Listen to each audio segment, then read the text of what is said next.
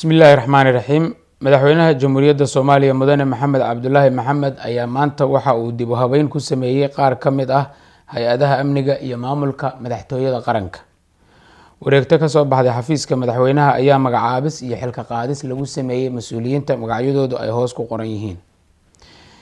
doctor aamine saciid cali waxaa loo magacaabay agaasimaha guud ee madaxtooyada qaranka. sareeye gaas daahir aadan cilmi ayaa loo magacaabay inuu noqdo taliyaha ciidanka xoogga dalka soomaaliyeed.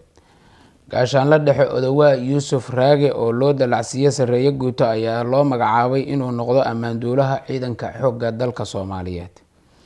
sareeye guuto cabdalla maxamed cabdalla waxaa laga qaaday xilkii ku-xigeenimada agaasimaha guud ee hay-adda nabad sugidda iyo sirdoonka qaranka. gaashaanla sare cabdulqaadir maxamed nuur jaamac waxaa laga qaaday xilkii ku-xigeenimada agaasimaha guud ee hay-adda nabad sugidda iyo sirdoonka qaranka.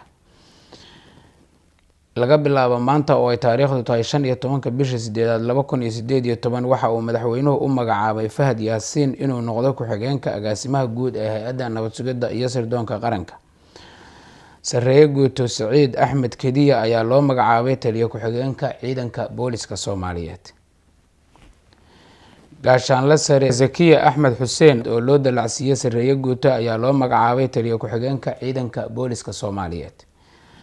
gaashaanla sare xasan nuur colijoog ayaa loo magacaabay taliyaha ciidanka badda Soomaaliyeed. wabillahi tawfiiq.